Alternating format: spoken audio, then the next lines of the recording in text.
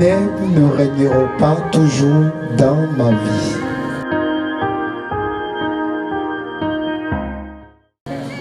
Alléluia. Les ténèbres ne régneront pas toujours dans ta vie. Bien-aimé, la vie d'un homme sur terre est faite toujours du haut et du bas. Dieu trace ta vie, trace ta destinée. Et pour l'accomplissement de ta destinée sur la terre, il y aura toujours du bas et du haut. C'est-à-dire ta vie connaîtra à un moment donné des virages. Et il y a des virages de notre vie qui ressemblent à des ténèbres. Qui parle des ténèbres parle de l'obscurité. Qui parle des ténèbres parle de la douleur. Qui parle des ténèbres parle de la souffrance. Qui parle des ténèbres parle de tout ce qui est envoûtement, tout ce qui est larmes, tout ce qui est pleurs, tout ce qui est prison, tout ce qui est oppression, tout ce qui est lien, tout ce qui nous empêche de connaître la lumière et notre expansion. Ce sont les ténèbres. Il y a un temps où Dieu permet que les ténèbres fonctionnent dans la vie d'un homme, dans une région, dans une localité, dans une famille, dans un pays. Et il y a un temps où Dieu permet que la lumière voie le jour. Alléluia. Vous allez comprendre qu'il y a un temps pour qu'il y ait nuit et il y a un temps pour qu'il y ait jour. Dieu ne permet jamais que les ténèbres règnent à jamais dans la vie d'un homme, ni dans une nation, ni dans un pays. Il peut arriver un temps où le Seigneur permet des ténèbres, permet des difficultés, des épreuves, des tempêtes, des situations les plus difficiles de la vie d'un homme. Mais il y a un temps où le Seigneur met stop à toutes ces souffrances pour tourner la page. Dis Amen. Dis 2 fois Amen. Ici dans ce texte, il est question d'un fou. La Bible déclare que cet homme était un fou et il habitait la région des Gadaréniens. Il c'était à Gadara. La Bible ne nous a pas dit qu'il est né fou, mais il a été fou. À un moment donné, il est devenu fou. Certainement, ses parents l'ont envoyé à l'hôpital Pichâtre. Les médecins de cette époque ont essayé de soigner cet homme, mais ils n'ont pas pu le soulager ni le guérir. La Bible dit que sa situation était devenue tellement compliquée qu'on le liait, puisque les parents voulaient garder leur enfant, on le liait des chaînes auprès d'un bois. Mais la Bible dit qu'il brisait les chaînes et donc il brisait tous les liens qui étaient à ses pieds et à ses bras. Au point où il était devenu tellement dangereux. Le fou devenu dangereux a quitté la maison de son père. Il s'est retrouvé au cimetière. La Bible déclare que cet homme dormait au cimetière. Depuis qu'il a fait domicilier au cimetière, on ne pouvait plus enterrer de cadavres au cimetière. C'est-à-dire qu'il était dangereux. Il se nourrissait des os du cimetière, des cadavres du cimetière. Et la voie qui mène au cimetière était devenue une zone interdite. Personne ne pouvait passer par là. C'est pourquoi le thème de mon message ce soir, c'est le jour où Jésus est passé par là. C'est le thème de mon message. Alléluia. Personne ne pouvait passer par là. On ne pouvait plus enterrer des cadavres. C'était une zone interdite. Parce qu'il était dangereux. Il se nourrissait des os. Il se nourrissait des morts, des chairs. Alors, la Bible déclare que cet homme dangereux, un jour, Jésus va passer par ce chemin que personne ne pouvait passer. Parce que Jésus, après avoir accompli un miracle avec ses disciples, ils ont traversé les eaux. Ils sont allés de l'autre côté de la mer. Quand ils sont descendus de la barque, la Bible dit que Jésus a dit à ses disciples, nous allons dans ce lieu appelé Gadara. Ils ont emprunté le chemin. C'est la première fois qu'un homme exceptionnel, un homme spécial, un homme de puissance, un homme de gloire va emprunter ce chemin. Et la Bible dit, Jésus et ses disciples ont commencé à marcher en direction de Gadara. Qu'y a-t-il entre toi et moi? Pourquoi tu passes ici? Tu es venu nous chasser. Le démonisé a reconnu qui est Jésus. Ce soir, tu dois reconnaître ton Créateur. Celui qui a fait que tu existes. Celui qui fait ton existence. Celui qui est tout pour toi, celui qui a le sens de ta vie, celui qui t'a créé, celui qui a forgé ta vie dans le sein de ta mère, celui qui t'a fait sortir dans ce monde, tu dois le reconnaître ce soir. Alléluia. Même le démonisé a reconnu qui est Jésus. Il est venu vers Jésus et il s'est prosterné pour démontrer que Jésus-Christ est le Seigneur des Seigneurs et que tout genou doit fléchir devant Jésus-Christ. Alléluia. J'ai dit alléluia à quelqu'un. Et maintenant il a négocié avec Jésus, parce que Jésus a commandé avec sévérité aux démonisés que tous les démons qui sont en toi sortent maintenant même. Alors la Bible dit, le démonisé a négocié. Dis à quelqu'un, le démonisé a négocié. Il a dit à Jésus, s'il te plaît, ne nous chasse pas. Ne nous envoie pas dans ce lieu-là. Pardon Jésus. Ne nous chasse pas de ce corps et ne nous envoie pas dans ces abîmes. Et la Bible dit que il y avait un troupeau de porceaux qui était dans la région, sur les montagnes. Et les démons ont dit à Jésus, permets-nous de rentrer dans les pourceaux. Je parle à quelqu'un cette nuit pour te dire que tu es né pour réussir. Je veux te dire ce soir, je vais révolter ta foi pour dire que tu es condamné à réussir. Alléluia. Les démonisés ont négocié pour dire, Jésus, permets-nous de rentrer dans les pourceaux. Et la Bible dit, et Jésus le leur permis. Ça veut dire, même les démons étaient exaucés. Attends, pas encore compris mon message. Si Jésus peut exaucer les démons, si les démons peuvent prier, négocier avec Jésus pour rentrer dans le pourceau, ce n'est pas toi qui es créé à l'image de Dieu, à la ressemblance de Dieu. Toi qui es le fils de David, tu vas rester toujours dans la même. Tu es né pour réussir, tu réussiras. Tu vas construire ton destin sur la terre. Quelles que soient les difficultés, quelles que soient les épreuves, quelle que soit la condamnation, quelle que soit la souffrance de ta famille, quelle que soit la maladie, quelle que soit la souffrance, tu es né pour réussir au nom de Jésus. Et Jésus le l'a permis. Quand je suis tombé là-dessus, ça m'a frappé. Donc Dieu exauce les démons. Si Dieu peut exaucer les démons, c'est que moi, ma vie est condamnée à réussir.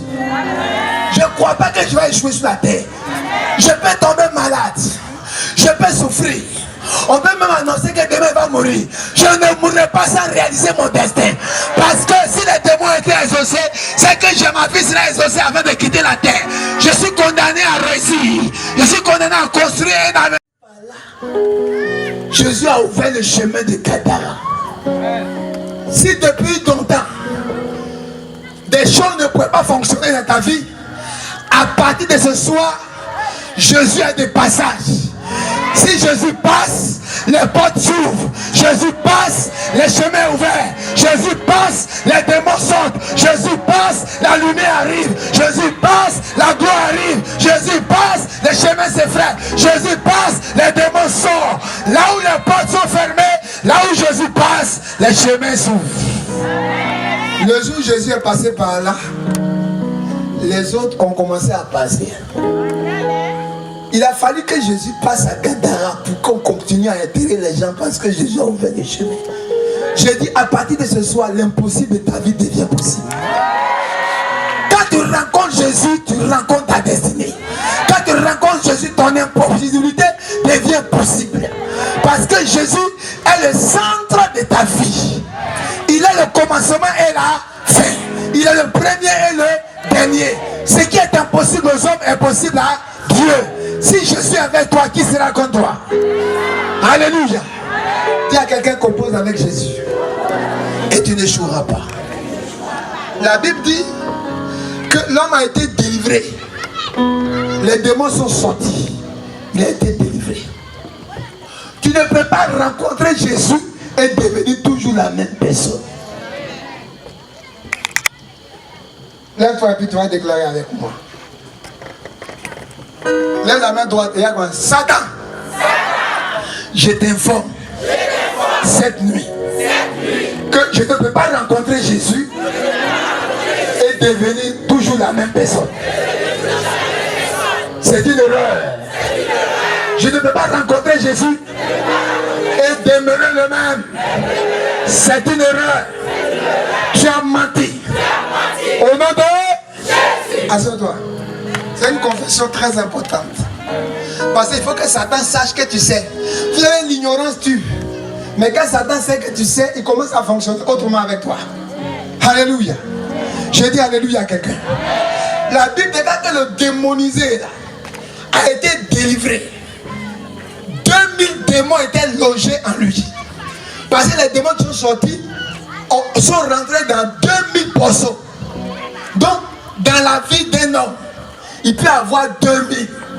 Dans la vie d'un homme, il peut avoir 4000, 5000 démons. Mais quel que soit le nombre de démons qui t'ont fatigué ta famille, ce soir, le tourbillon de Dieu les ébranle au nom de Jésus. Quel que soit les démons, quel que soit leur nombre, quel que soit le système que le diable a mis en place pour t'empêcher de construire ton destin depuis des années, à partir de ce soir, un grand tremblement de terre dans le cœur de Satan au nom de Jésus. Tu n'es pas venu ici au hasard. Je prophétise sur toi. Écoute-moi ce soir. La Bible dit le démonisé ayant été délivré, Jésus a ordonné qu'on change ce vêtement. On l'a coiffé, on a rasé ses cheveux et on a changé ses vêtements. Dis à quelqu'un raser ses cheveux. Dis à quelqu'un changer ses vêtements. Et on lui a donné des chaussures. Alors, des gens de la région qui connaissaient les démonisés qui étaient dans ce cimetière ont regardé, ils ont reconnu que c'est les démonisés. Mais, dis à quelqu'un mais. Dis à quelqu'un mais. Ils étaient étonnés de voir la nouvelle condition de cet homme. J'ai dit, parce que tu marches avec Jésus, il va changer ton statut, il va changer ton histoire, il va changer ton avenir au nom de Jésus. La Bible dit, ils l'ont vu, ils ont reconnu son visage, que c'est toujours la même personne, se fout. Mais ils ont vu qu'il était vêtu. Il y a quelqu'un vêtu. Vous savez, le vêtement, ça caractérise, ça parle du témoignage. De louer, on peut dire, regardez la femme qui est en jaune là-bas. Là. Avec Jésus, donnez ta vie à Jésus, marchez avec lui, tu auras un nouveau nom au nom de Jésus. La Bible dit, les gens l'ont reconnu, mais il était vêtu. Tu ne seras plus nu, qui parle de la nudité, pas de la misère, la pauvreté. Tu n'arrives pas à joindre les deux bouts. Il est difficile pour payer la maison, payer les factures, envoyer les enfants à l'école. Je t'annonce que Jésus-Christ, lorsqu'on le rencontre, il est capable de changer notre histoire, notre statut aussi. Parce que la Bible était vêtue. Celui qui était nu, qui était au cimetière, vient d'être vêtu. Dieu est capable de changer ton témoignage dans le quartier. On dit la femme là, le monsieur là, le célibataire là, la célibataire là, c'est capable de changer ton histoire, changer ton identité, changer ton nom, changer ta vie, te donner un nouveau nom. Alléluia.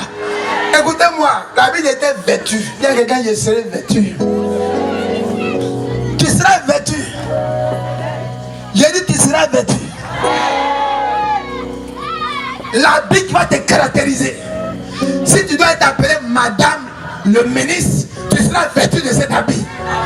Si tu appelles monsieur le DG, tu seras vêtu de cet habit. L'habit dit il était vêtu, il n'a jamais été vêtu, il était dangereux, il vient d'être délivré. Quand il rencontre Jésus, il te fait passer d'un point A à un point B, de la lumière, des ténèbres à la lumière, de la puissance de Satan à la puissance de Dieu.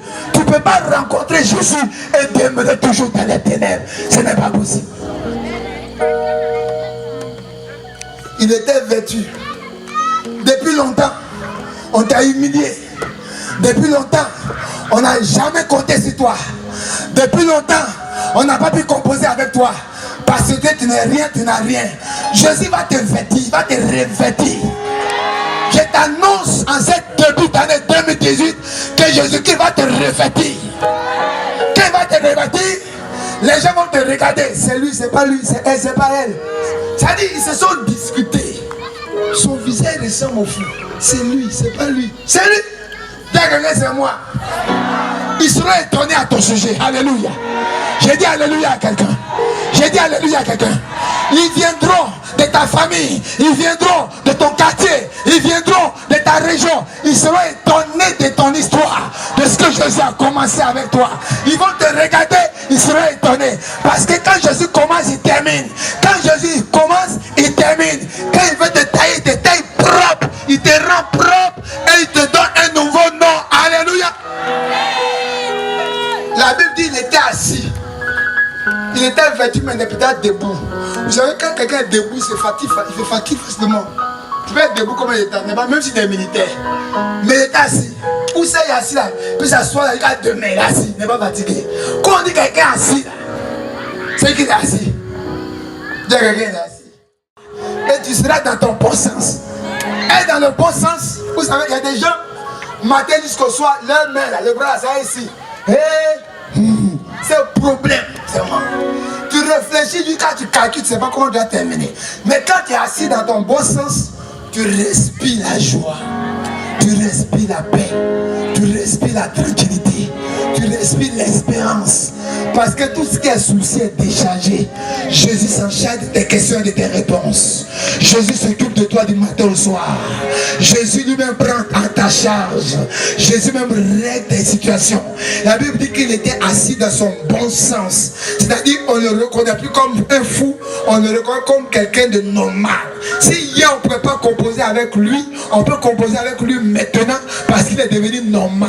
Jésus va te faire asseoir afin que ceux qui n'ont jamais cru en toi puissent commencer à croire en toi et qu'ils commencent à composer avec toi parce que tu es important, tu es une personne importante.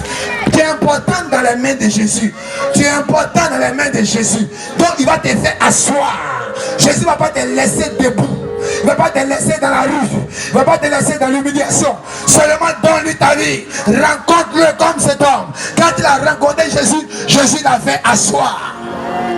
Tu seras assis à la table des grands. Tu seras assis à la table des grands dans ton bon sens. C'est-à-dire, tu seras dans ton bon sens. Tu seras dans ton bon sens. J'ai dit, tu seras dans ton bon sens. Ton âme sera heureuse. Tu seras à l'aise. Tu vas passer ta journée à chanter des cantiques à la gloire de Dieu. Parce que Jésus va s'occuper de tes questions et de tes soucis. Quand tu seras assis dans ton bon sens, il te fera sortir des ténèbres à la lumière afin que tu sois dans ton bon sens. Vous savez, quand quelqu'un n'est pas dans le bon sens, si vous êtes à terre, matin n'est pas de bonne humeur, tout ton visage est froissé, il y a trop de problèmes. Jésus va t'occuper de toi. Cet homme était assis dans son bon sens parce que tout ce qui était souci, Jésus venait de régler. Non seulement le briser les chaînes, chasser les démons, le délivrer, changer son habit, tailler ses cheveux, changer son habit, ses vêtements, sa chaussure, et il était maintenant un homme normal dans son bon sens. Cette année 2018, le Seigneur te fera entrer dans une nouvelle dimension de la gloire, de sa puissance, afin que tu sois dans ton bon sens. Quand tu es dans ton bon sens, les gens commencent à se souvenir de toi. Et oui, c'est lui, mais ouais, tu n'es pas au courant de ce monsieur, tu n'es pas au courant de cette dame. Les gens vont se souvenir de toi. Ils vont chercher à te voir, ils vont chercher à collaborer avec toi, parce que la grâce de Dieu est sur ta vie. Quand la grâce de Dieu est sur ta vie, les gens cherchent à te rencontrer. Dieu va déposer ta grâce comme il a déposé sa grâce dans la vie de notre homme à Gadara. À partir de ce soir, Jésus veut faire du nouveau dans ta vie, comme il a fait pour cet homme. Nous ne connaissons pas combien d'années il a fait au cimetière, mais une seule journée a été la journée de sa transformation. Je t'annonce qu'aujourd'hui est une soirée spéciale pour toi. Le ciel s'ouvre sur ta tête, le ciel s'ouvre sur ta tête, et Dieu va descendre une grâce particulière sur toi au son de ma voix, parce que tu entends la parole de l'Éternel. Tu es béni au nom de Jésus. Avec Jésus, ton témoignage va parler. Ton témoignage va parler. Là où tu n'as pas eu la parole, parce qu'on ne voulait pas te donner la parole, avec Jésus, ton témoignage va parler. Là où on t'a humilié, là où on t'a rejeté, là où on n'a pas compté sur toi, là où on n'a pas voulu compter, composer avec toi, avec Jésus, alors tu auras la parole. Parce que ton témoignage va parler. Ton témoignage parlera pour ta cause. Dans ton village, ton témoignage parlera. Dans ton quartier, ton témoignage parlera. Dans ta ville, ton témoignage parlera. Dans cette nation, ton témoignage parlera. Parce que Jésus-Christ est en train d'écrire une nouvelle page. Il dit, il veut te faire asseoir, vêtu dans ton bon sens.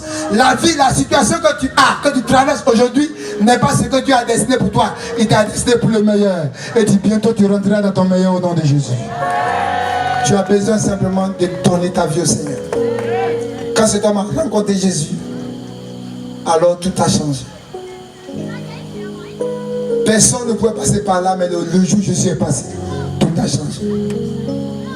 Il n'y avait pas de mariage, travail. Il n'y avait pas beaucoup de choses dans votre famille.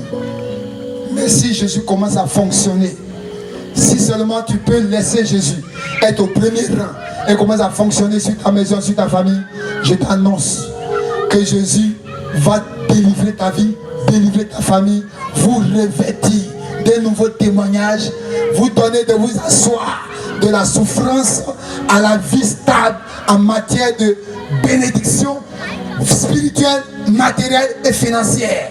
Et la Bible dit dans le bon sens, ça veut dire que désormais on peut compter sur toi. Quand quelqu'un est dans son bon sens, c'est un homme qui raisonne normalement, c'est un homme sur qui on peut compter, il est dans son bon sens. Ça veut dire qu'il n'est pas sous là, il n'a pas bu, il sait de quoi il parle, il sait où il va, il sait d'où il vient. Alors écoutez-moi ce soir, Jésus veut changer ton histoire. Il veut te faire passer des ténèbres à la lumière, il veut changer ton histoire. Tu as besoin de composer avec lui afin qu'il passe dans ta vie et que son passage laisse des empreintes, laisse des traces pour que tes enfants, tes petits-enfants, tes arrière-petits-enfants parlent de ce que Jésus a fait pour la famille à cause de leur père, de leur grand-père, de leur great-grand-mère. Il s'agit de toi, dis Amen, dis deux fois Amen.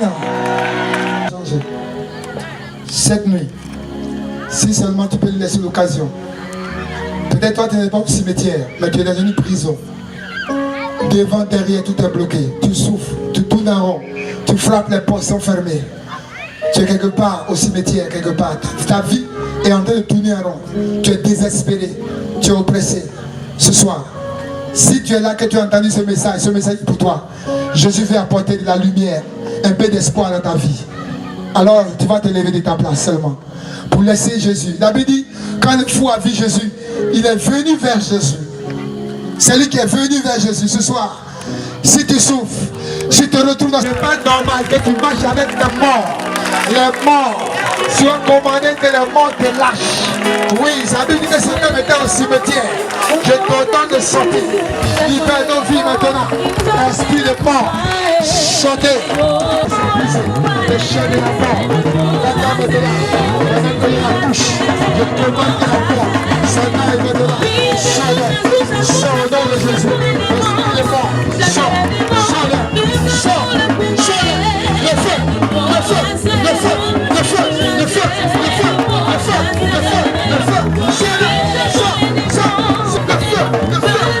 feu, le feu, le feu, le feu.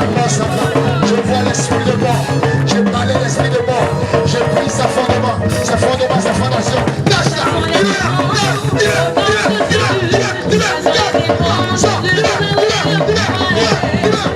Là où on t'a enchaîné, le Seigneur te libère. Là où on t'a intimidé, Dieu te libère. Reçois ta délivrance. Reçois le Dieu. Le feu, le feu, le feu. Chaque année, l'esprit de mort, touche à ton pied, que je te touche, le feu descend sur toi, parce que le Seigneur te délivre, le Seigneur pour les familles, le village, l'esprit de mort, maintenant, sors, cette année c'est terminé, cette année, libère ce pied, sors, le nom de Jésus, je prie pour la porte des chair. Esprit de mort, au nom de Jésus.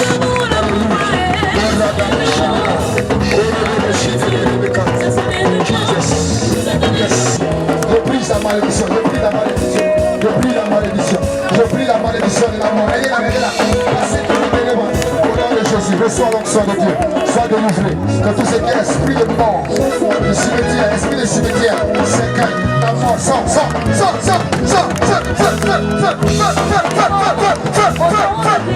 la mort, regarde la mort, ça va.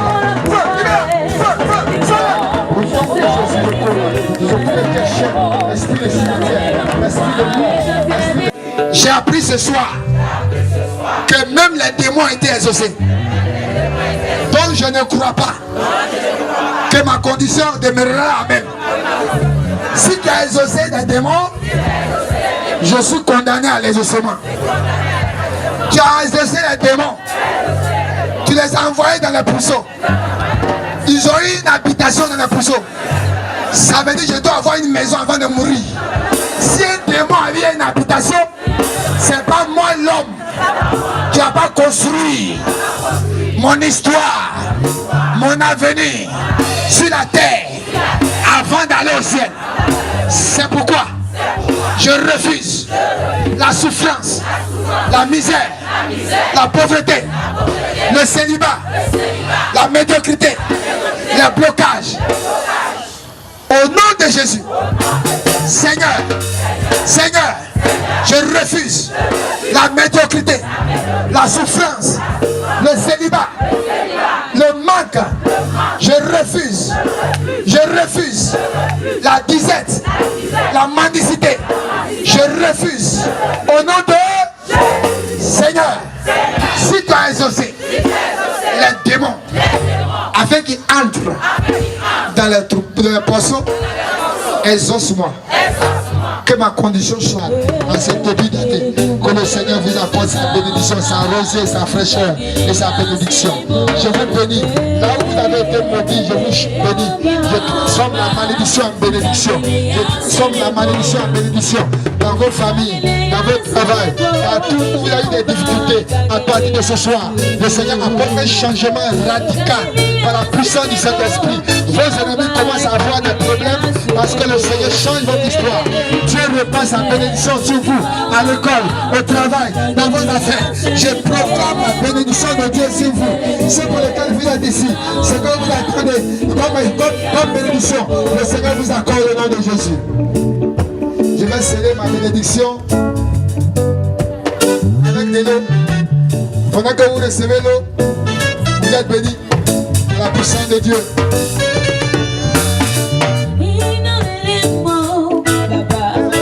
De Dieu sur vous. Recevez la bénédiction de Dieu sur vous.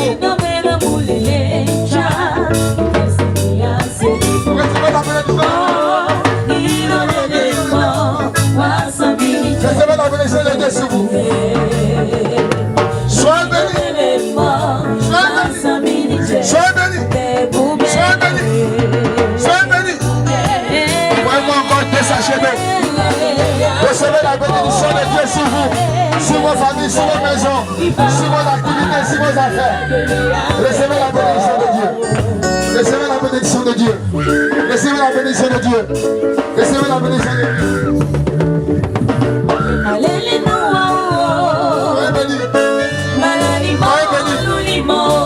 Soyez bénis. Soyez bénis.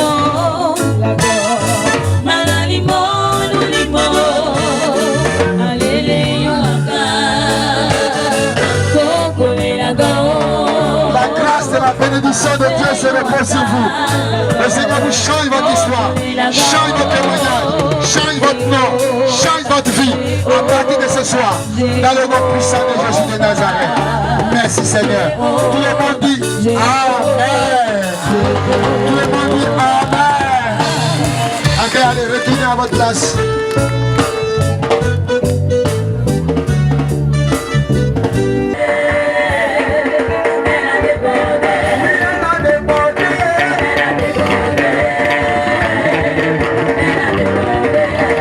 Si tu me vois,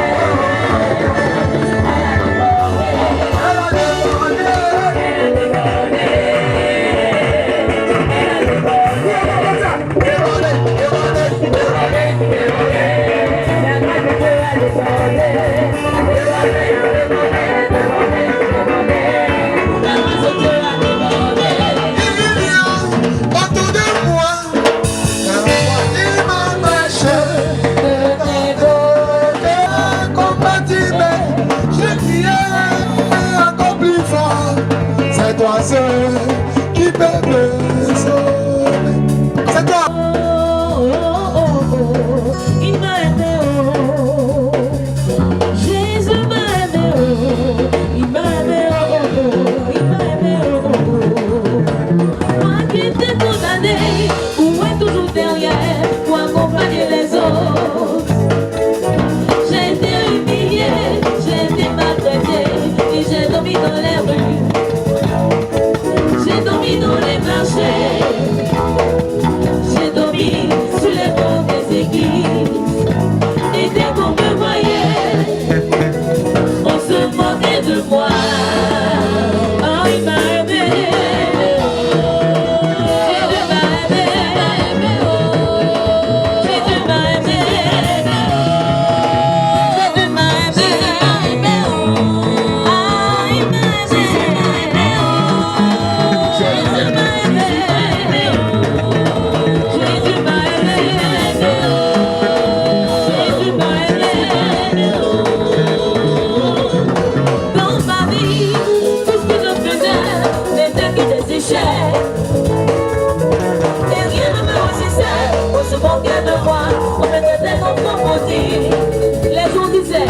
Les jours disaient que j'étais né, où est toujours derrière. Mes amis pensaient que rien de bon ne pouvait sortir de moi. Il m'a aimé, il m'a aimé, il m'a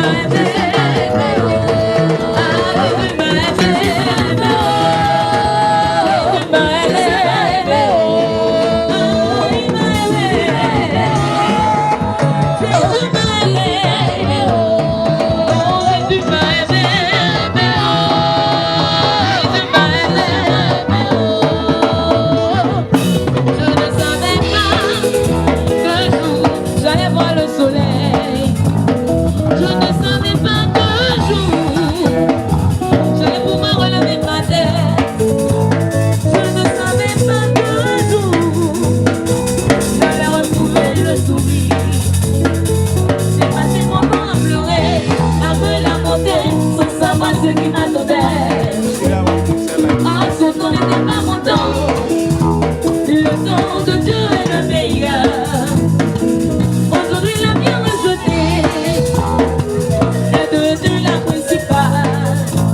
Je suis l'héritier du roi des rois, l'héritier